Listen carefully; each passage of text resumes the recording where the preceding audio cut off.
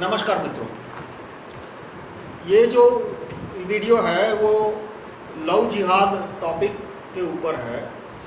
और वैसे देखो तो कोई कहेगा कि भाई पॉलिटिक्स में इस टॉपिक का की ज़रूरत ही क्या है, कि कोई लड़का या लड़की शादी करती है तो उनका पर्सनल मामला हुआ, इसमें पॉलिटिक्स को मैं क्यों लाना चाहिए। तो लाना भी नहीं है। मैं इसमें जो कानून आते हैं, Muslim personal act, Hindu personal act, मैं सिर्फ उसी के ऊपर ये वीडियो है। कोई किसी से शादी करता है और शादी किस धर्म का है उससे मुझे कोई लेना देना नहीं है, और वो मुद्दे पॉलिटिक्स का टॉपिक होना भी नहीं चाहिए। तो अब पूरे हिंदुस्तान में हर साल 1-1.5 करोड़ शादियाँ होती होगी, कम से कम 1 करोड़, शायद 1.5 करोड़ शादियाँ हर साल। उसमें से कितनी इंटर रिलीजन मैरिज है उसका कोई ऑफिशियल स्टैटिस्टिक्स नहीं है कि कितने केस में अलग अलग धर्म में थे, उसका कोई ऑफिशियल स्टैटिस्टिक्स नहीं दिया। जो लोग समस्या के ऊपर बहुत बोलते हैं, जैसे विश्व हिंदू परिषद या तो बीजेपी या बजरंग दल, वो भी इस मामले पे उन्होंने कोई स्टैटिस्टिक्स शायद इकट्ठा नहीं किया या दे नहीं रहे, और स्टैटिस्टिक्स मेरे पास भी नहीं है। मैं जो इस टॉपिक को टच करते हुए लीगल इश्यूज है उस पर आपको इन्फॉर्मेशन दूंगा। तो एक एसाइमेट्री जो है इसमें, अन्यायपूर्ण बात, वो इस तरह से है कि कोई हिंदू लड़की यदि मुस्लिम लड़के से शादी करती है तो वो उनका पर्सनल मामला हो, उसमें कोई बुरी बात है या उसके खिलाफ कोई कानून होना चाहिए, ऐसा मैं कुछ नहीं बोल रहा चाहे। उसके खिलाफ कोई कानून नहीं होना चाहिए और वो उनकी मर्जी की बात है, पर उसमें कुछ कुछ लीगल इश्यूज आ जाते हैं जो इम्पोर्टेंट है। कि शादी के बाद जो मुस्लिम लड़का है वो कह सकता है तलाक तलाक तलाक, और उसी वक्त डिवोर्स हो गया। तो उसकी वजह से दूसरे जो कानून है जो कि हिंदू लड़की को बेनिफिट करते हैं यदि वो हिंदू लड़के से शादी करते हैं, वो है 498 दहेज वाला कानून। यानी कि यदि उसे दहेज के लिए परेशान किया जा रहा है तो वो केस कोर्ट में केस फाइल कर सकती है। वो कमज़ोर पड़ गया क्योंकि यदि वो केस करती है तो तुरंत उसे तलाक तलाक तलाक करके डिवोर्स हो जाएगा। दूसरा, डोमेस्टिक वायलेंस एक्ट, यानी कि यदि उसे शादी के बाद परेशान किया जाता है इन लॉज के द्वारा या हस्बैंड के द्वारा, तो हिंदू लड़की केस कर सकती है। लेकिन इसमें वो भी कमज़ोर हो गया क्योंकि हस्बैंड है वो तलाक तलाक तलाक दे सकता है या तो धमकी दे सकता है, और हस्बैंड ये भी धमकी दे सकता है कि मैं दूसरी शादी करूंगा, क्योंकि मुस्लिम पर्सनल एक्ट में 4 शादियों की परमिशन है। तो उसकी वजह से एक्सप्लॉयटेशन के चांसेस बढ़ जाते हैं। तो पहले मैं अलग अलग मैरिज एक्ट के बारे में आपको इन्फॉर्मेशन दूंगा कि भारत में काफ़ी सारे मैरिज एक्ट है। Hindu marriage act, Muslim personal law, Sikh marriage act भी है, ट्राइबल मैरिज एक्ट भी है, और इस तरह से 4 तो स्पेशल मैरिज एक्ट है। तो 5 तो मुझे पता है, शायद और भी हो। उसके ऊपर भी एक कानून है कि यदि कोई कम्युनिटी प्रूव करती है कि ये हमारा कस्टम है, रिवाज है, और रिवाज के खिलाफ अभी तक कोई कानून नहीं बना, तो वो भी उसे अदालत मान्य रखती है। अब क्या ये सेक्युलरिज्म को वायलेट करता है, तो वो डिपेंड करता है कि सेक्युलरिज्म की आप क्या डेफिनेशन लेते हो। जैसे कि सेक्युलरिज्म का कंसेप्ट, वो शब्द नहीं, कंसेप्ट रोम के समय में आया था। तो रोम का सेक्युलरिज्म किस तरह से था कि रोमन एम्पायर जब भी किसी एरिया को टेक ओवर करता था तो उसके जितने भी टैक्सेशन के कानून हो, पॉलिटिकल कानून हो, बिजनेस के कानून हो, वो रोम के लगते थे। लेकिन उनके मैरिज के, फैमिली के जितने भी कानून थे वो उस एरिया के जो कानून थे वो चालू रखते थे। तो रोम का, फिर भी मैं बोलता हूँ, रोम में सेक्युलरिज्म नाम का शब्द नहीं था, लेकिन सबसे पहला यदि सेक्युलरिज्म का कहीं अमल किया हो तो वो रोम ने इस तरह से किया था कि वो जो भी एरिया को टेक ओवर करता था वहाँ economic, legal system, economic, political, administrative system Rome की आती थी, पर फैमिली, मैरिज, एडॉप्शन, उसके जो भी कानून होते थे वो लोकल कानून को वो चालू रखते थे। अमेरिका में इस तरह से नहीं है फिलहाल। वहाँ पे कोई भी धर्म का आदमी हो, लेकिन शादी के जो कानून है वो सबके लिए समान है, लेकिन अलग अलग राज्यों में वो अलग अलग है। अमेरिका में मैरिज रिलेटेड कानून जो है न्यू जर्सी में अलग है, न्यूयॉर्क में अलग है, कैलिफोर्निया में अलग अलग राज्यों में मैरिज से रिलेटेड कानून अलग अलग है। अब इंडिया में जो सेक्युलरिज्म या की जो डेफिनेशन है वो इसी सेंस में है कि यदि कोई हिंदू लड़का या हिंदू लड़की यदि हिंदू मैरिज एक्ट से जीवन जीना चाहते हैं तो क्या बुराई है, या तो मुस्लिम लड़का या मुस्लिम लड़की शादी करने के बाद चाहते हैं कि भाई उनके ऊपर मुस्लिम मैरिज एक्ट लागू हो, तो इसमें क्या बुराई है। तो सिख लड़का और सिख लड़की शादी करके चाहते हैं कि भाई हमें कॉमन मैरिज एक्ट है नहीं, पर हिंदू मैरिज एक्ट या स्पेशल मैरिज एक्ट हमें नहीं चाहिए, हमें सिख मैरिज एक्ट के अनुसार जीना है, तो उसमें क्या बुराई है। इसलिए इंडिविजुअल फ्रीडम और ट्रेडिशंस, सोशल ट्रेडिशंस, उसको एक्सेप्ट करना या नहीं। इसलिए हमारे यहाँ आप देखोगे तो जो इकोनॉमिक लॉज है और कॉमर्स से रिलेटेड लॉज है, एडमिनिस्ट्रेशन से रिलेटेड लॉ है, वो सबके लिए सेम है। कि जैसे टैक्सेशन का कानून तो वो हिंदू मुस्लिम सिख सबके लिए सेम है, पर marriage related, marriage, adoption, divorce, उसके लिए अलग अलग कम्युनिटी के लिए अलग अलग कानून चालू रखे। अब इस वीडियो का ये शीर्षक नहीं है कि कॉमन एक्ट होना चाहिए, और होना चाहिए तो क्या होना चाहिए, वो मैं किसी और वीडियो में डिस्कस करूंगा, जिसमें मैंने प्रपोज किया है कॉन्ट्रैक्ट मैरिज एक्ट, कि जो मैरिज जो अमेरिका में है, फिलहाल अमेरिका में कॉन्ट्रैक्ट मैरिज एक्ट जैसा कोई लॉ नहीं है, पर वहाँ पे मैरिज एक्ट है, लेकिन साथ में प्री नेपिचुअल कॉन्ट्रैक्ट को मान्यता दी गई, यानी कि शादी से पहले लड़का और लड़की कॉन्ट्रैक्ट कर सकते हैं कि भाई हमारे यहाँ जो मैरिज एक्ट है उसमें इतनी इतनी बातें हमें मंजूर नहीं है और इसके बजाय हम इस बातों को स्वीकार करते हैं। तो by and large prenuptial agreement को एक्सेप्ट किया जाता है। हमारे यहाँ प्री नेपिचुअल एग्रीमेंट को कोई वैलिडिटी नहीं दी गई। तो मैंने जो कानून प्रपोज किया है वो कॉन्ट्रैक्ट मैरिज एक्ट, जिसमें कि प्री नेपिचुअल कॉन्ट्रैक्ट को मान्यता दी जाए, पर वो इस वीडियो का शीर्षक नहीं है। इस वीडियो का शीर्षक जो मेन कंटेंट है वो इस बात का है कि मुस्लिम लड़का यदि हिंदू लड़की से शादी करता है तो उसे हर तरह की, उसे जरा भी डरने की जरूरत नहीं है कि मान लो मैरिज के बाद कोई प्रॉब्लम हो गया, लड़के को प्रॉब्लम हो गया तो उसे कोई प्रॉब्लम नहीं है, तलाक तलाक तलाक करके ख़त्म कर दिया। लड़की को प्रॉब्लम है तो उसको प्रॉब्लम ही प्रॉब्लम है, क्योंकि इस्लाम में तलाक नहीं मिल सकता। इस्लाम के अंदर लड़की को तलाक नहीं मिल सकता, उसे खुला मिल सकता है, यानी सेपरेशन। तलाक इस्लाम के अनुसार सिर्फ लड़का ही दे सकता है। फिर इसी तरह से लड़के को मान लो शादी के बाद कोई प्रॉब्लम हुआ तो वो दूसरी शादी भी कर सकता है, जबकि हिंदू लड़की नहीं कर सकती। तो इसमें जब अलग अलग कम्युनिटी में के लड़के या लड़की की भी शादी होती है तो एक तरह का प्रिकॉशन लेते हैं कि भाई शादी के बाद प्रॉब्लम नहीं आएगी ना, क्योंकि यदि सेम कम्युनिटी के हो तो प्रॉब्लम आने के चांस कम होते हैं, ऐसी मान्यता है। मैं इसको मैं डिटेल में नहीं पढ़ूंगा कि सच है या गलत है, मुझे इन सब मान्यताओं से कोई लेना देना भी नहीं है, क्योंकि मेरी मूवमेंट वो एक पॉलिटिकल लीगल मूवमेंट है। ये कोई पर्सनल काउंसलिंग की मूवमेंट नहीं है कि भाई आदमी को व्यक्तिगत जीवन में क्या करना चाहिए क्या नहीं करना चाहिए, उसके विषय में मेरा कोई मुझे प्रचार नहीं करना। पर ये पॉलिटिकल इश्यू क्यों बनता है, क्योंकि इसमें अन्यायपूर्ण असाइनमेंट्री है। तो अब इसको कैसे कम किया जा सकता है, तो मैंने जो कानून प्रपोज कर रहा हूँ वो ये है कि वुमेन एम्पावरिंग लॉ, कि स्त्री को सशक्तिकरण करने की जो बात है वो इस तरह से है कि कोई भी लड़की यदि किसी दूसरे धर्म के लड़के से शादी करती है, फिर वो मुस्लिम लड़की हिंदू से शादी करे या सिख लड़की हिंदू से शादी करे या सिख लड़की मुस्लिम से शादी करे, कोई भी लड़का या लड़की यदि अलग अलग धर्म के हैं तो लड़की को ये अदालत के अंदर छूट होनी चाहिए कि वो दो में से किसी भी मैरिज एक्ट को पसंद कर सके।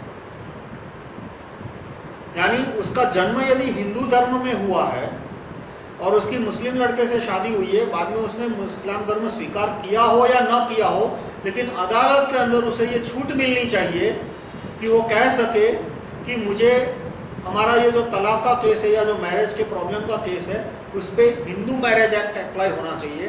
तो अदालत उस कानून उस केस पे हिंदू मैरिज एक्ट अप्लाई करेगी। यानी कि हमें ये जो मैं कानून प्रपोज कर रहा हूँ उसमें धर्म से कोई लेना देना नहीं है, ये जो लड़की के प्रोटेक्शन बढ़ाने की मैं बात कर रहा हूँ। फिर वो किसी मुस्लिम लड़की ने यदि हिंदू लड़के से शादी की है तो भी अप्लाई होगा, कि वो कह सकती है कि भाई हमारी शादी पे मुस्लिम मैरिज एक्ट अप्लाई होगा या तो हमारी शादी पे हिंदू मैरिज एक्ट होगा।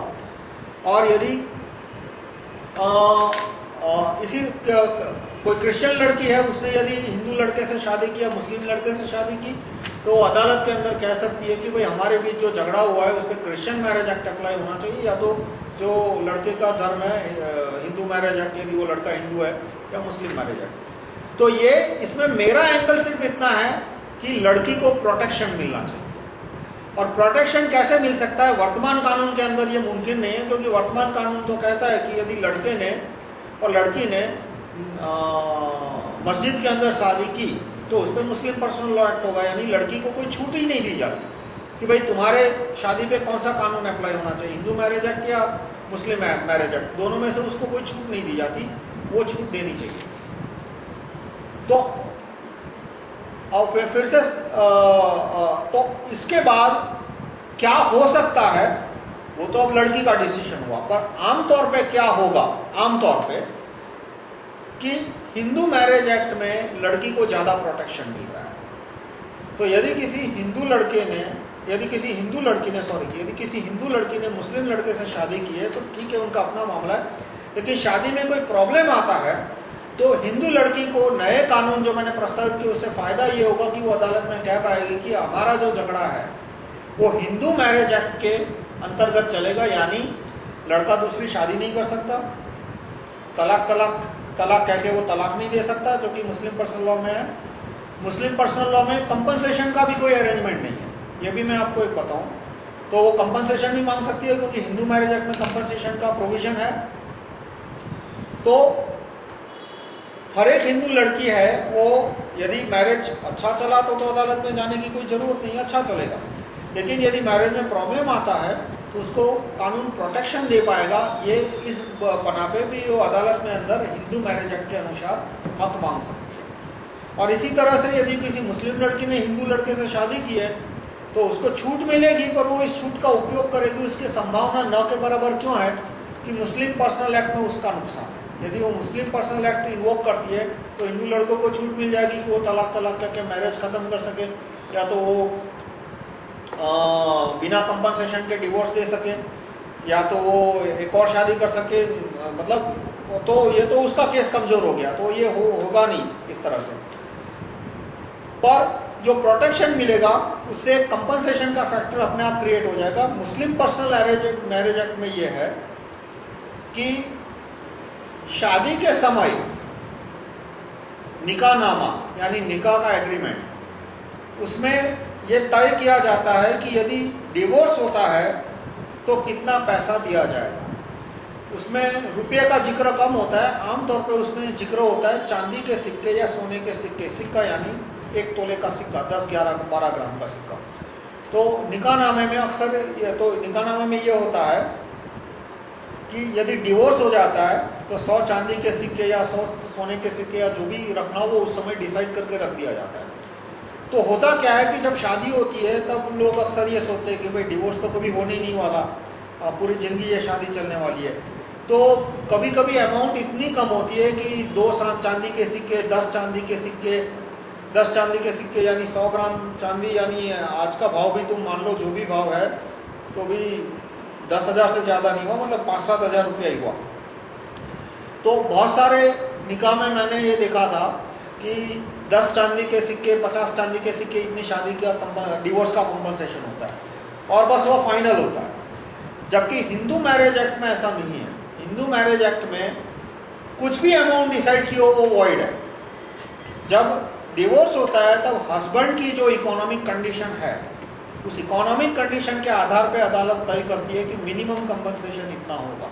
मतलब कि मान लो हस्बैंड साल का 1 करोड़ कमा रहा है तो अदालत कह सकती है कि भाई कंपनसेशन आपको साल में कम से कम 20 लाख देना पड़ेगा, 10 लाख देना पड़ेगा। हस्बैंड यदि साल के 5 लाख कमा रहा है तो अदालत कहेगी कि साल का 1 लाख कंपनसेशन देना पड़ेगा। तो इसमें यदि कोई, मैंने जो कानून प्रपोज किया है उसमें यदि कोई हिंदू लड़की मुस्लिम लड़के से शादी करती है और यदि उसे बाद में तलाक चाहिए तो उसे कंपनसेशन मिल पाएगा। अभी के कानून में कंपनसेशन का कोई अरेंजमेंट नहीं। अब सवाल आता है कि ये कानून सेक्युलरिज्म को भंग करता है? बिल्कुल नहीं करता, क्योंकि इसमें तो लड़की को छूट दे रहे हैं कि वो कौन सा कानून पसंद करती है।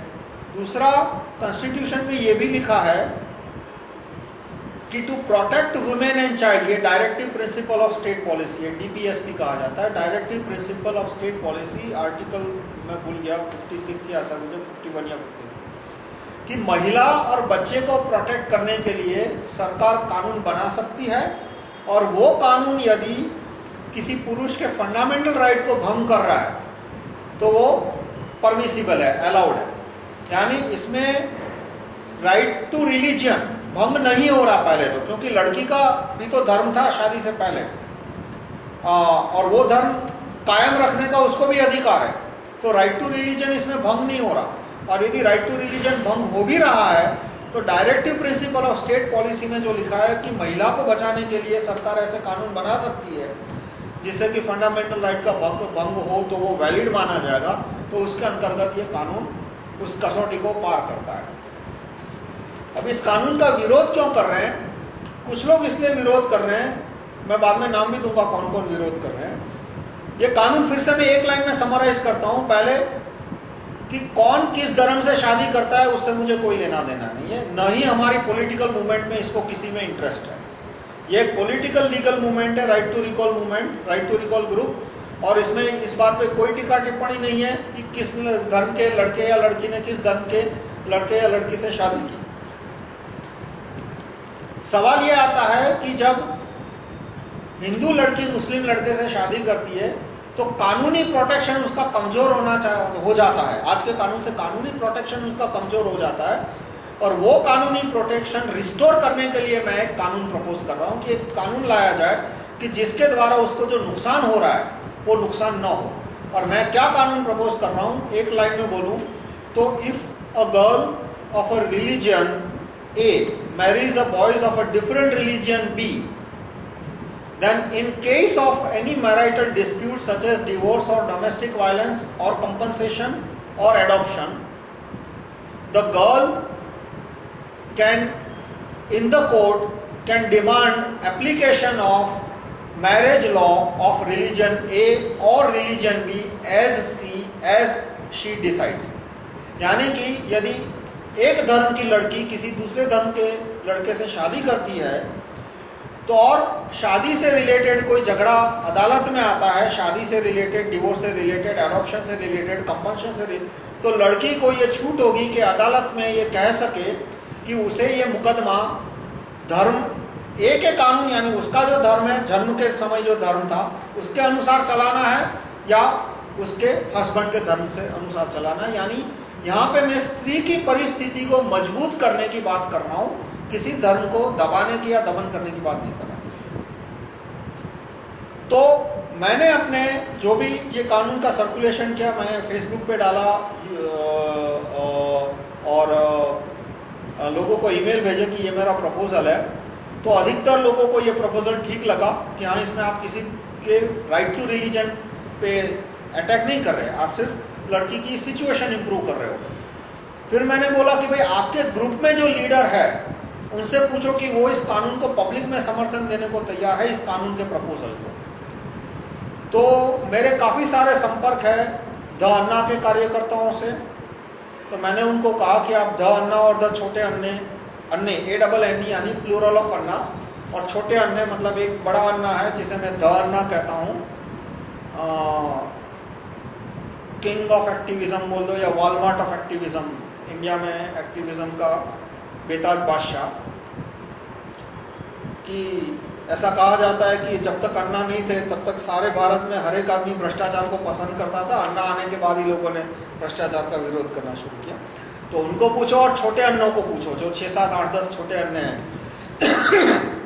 कि आप ये कानून को सपोर्ट कर रहे हो जिसमें किसी धर्म को अटैक करने की बात नहीं है, लड़की की सिचुएशन मजबूत करने की बात है। तो उनके कार्यकर्ताओं ने कहा कि हमारे लीडर साफ साफ बोलते हैं कि इस बात को तुम साइड में रखो। ये विरोध करने का तरीका हुआ। साफ शब्दों में उन्होंने विरोध नहीं किया कि ये कानून का नहीं पास होना चाहिए, पर गोल गोल घुमा के उन्होंने बोला कि इस कानून का विरोध करो, कि उन्होंने बोला कि फिलहाल इस कानून को आप भूल जाओ, सिर्फ लोकपाल पे फोकस करो। यानी मैं जहाँ तक मानता हूँ ये एक कहने का तरीका हुआ कि इस कानून का मैं विरोध कर रहा हूँ, दूसरा, मेरे कार्यकर्ता मेरे कुछ संपर्क में है, मेरे कार्यकर्ता यानी वो मुझसे नफरत, उनको राइट टू रिकॉल की बात अच्छी लगती है, पर वो मुझसे बहुत नाराज़ है क्योंकि मैं उनके हीरो, उनके लीडर सुब्रमण्यम स्वामी के खिलाफ मैंने 2-3 यूट्यूब वीडियो बनाए थे। तो मैंने पूछा कि सुब्रमण्यम स्वामी ये सब इतना बोलते हैं इस्लाम के खिलाफ और इस्लामिक आतंकवाद के खिलाफ, उनको बोलो कि लव जिहाद में जो हिंदू लड़की को नुकसान जा रहा है उस नुकसान को रोकने के लिए, कम करने के लिए आप ये कानून को सपोर्ट करते हो? ट्विटर से पूछो या ईमेल से पूछो, जिस मेथड से पूछना हो उससे पूछो। तो उनका बोला कि उनका कोई जवाब ही नहीं आ रहा, और कुछ लोगों ने यही बोला कि वो गोल गोल जवाब दे रहे हैं। उन्होंने जब पूछा कि इतने सामान्य कानून की बात की तो उन्होंने सीधा इस्लामिक आतंकवाद पे भाषण देना शुरू कर दिया।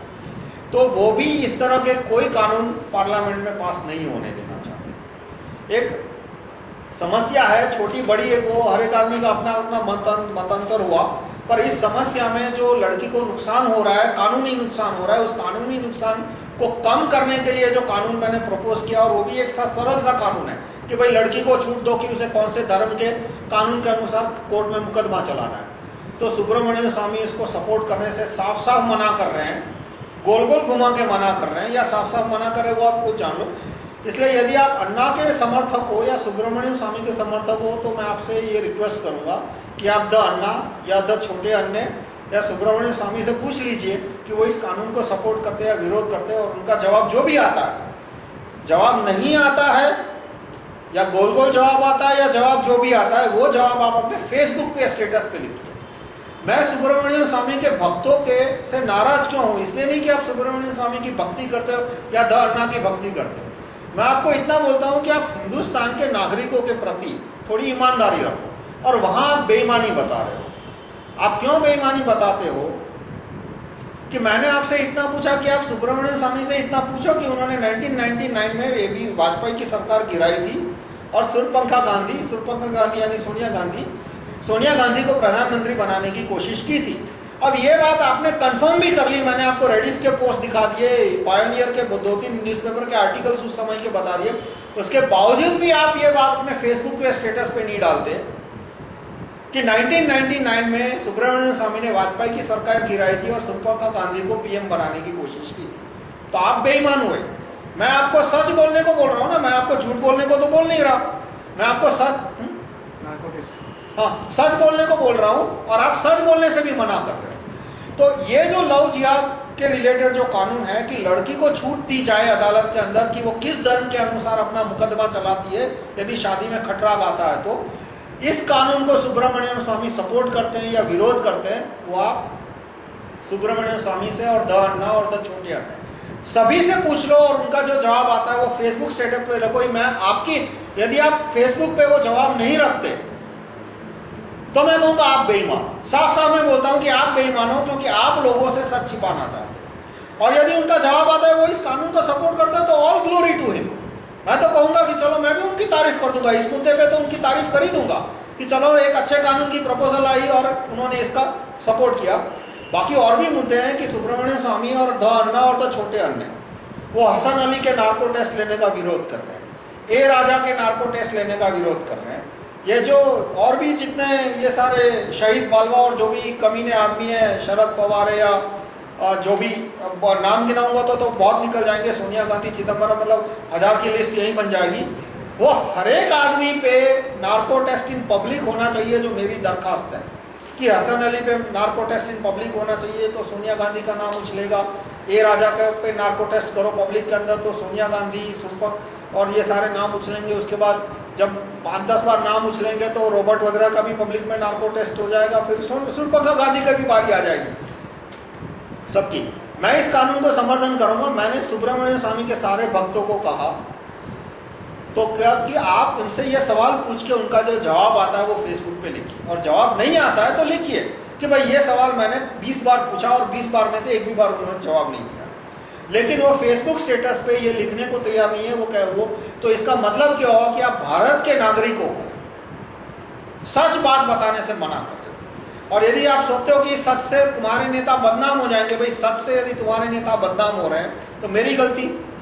आप मेरे पे इल्जाम लगा रहे हो कि मैं आपको नेताओं को बदनाम कर रहा हूँ, मैं सच बात कर रहा हूँ, उस सच बात से आपके नेता बदनाम हो रहे हैं, तो गलती आपके नेता की है, मेरी क्या गलती है? मैं सच बात बता रहा हूँ। तो और खैर, आज के टॉपिक से ज़्यादा डाइवर्ट नहीं करना, तो मैं पूरा समराइज करता हूँ। जो लव जिहाद का टॉपिक है, पहले तो कोई भी धर्म का लड़का कोई भी धर्म की लड़की से शादी करे, मुझे कोई लेना देना नहीं है, ना ही वो मेरा पर्सनल टॉपिक है, ना ही वो मेरे पॉलिटिकल मूवमेंट का टॉपिक है। मैं और इस शब्दों को मैं भी ज़्यादा एनकरेज नहीं करता, पर जो नाम बन गया है तो मैं ज़्यादा नाम के ऊपर भी टीका टिप्पणी नहीं करना चाहता। पर इसमें जो कानूनी इशू है उसको हमें एग्जामिन करना चाहिए। अच्छे कानून बनाना और गलत कानून दूर करना, और कानून में कई गलतियां तो वो दूर करना, वो हर एक नागरिक का कर्तव्य है। तो इसमें आज के लीगल सेटअप में इस प्रॉब्लम क्या है कि मुस्लिम पर्सनल एक्ट में एक लड़का 4 शादी कर सकता है लड़की की मंजूरी के बिना, परमिशन के बिना। कंपनसेशन नहीं है, यानी कि निकाह के टाइम यदि थोड़ा बहुत कंपनसेशन 2-5 हज़ार रुपये का रख दिया तो वही चालू रहता है, अदालत उसे बढ़ा नहीं सकती। और कभी भी वो तलाक दे सकता है, डिवोर्स दे सकता है, और डिवोर्स की धमकी दे सकता है। दूसरी शादी ना करे तो दूसरी शादी की धमकी दे के एक्सप्लॉइट कर सकता है। और ये जो तलाक का कानून है, उसकी वजह से 498 और डोमेस्टिक वायलेंस एक्ट के प्रोटेक्शन लड़की को मिलना मुश्किल हो जाता है। अब मुस्लिम पर्सनल लॉ को निकालना या नहीं, वो पूरा अलग मुद्दा हो गया। मैं उस कानून के ज़्यादा खिलाफ नहीं हूँ। क्यों? क्योंकि वो उनकी मर्जी।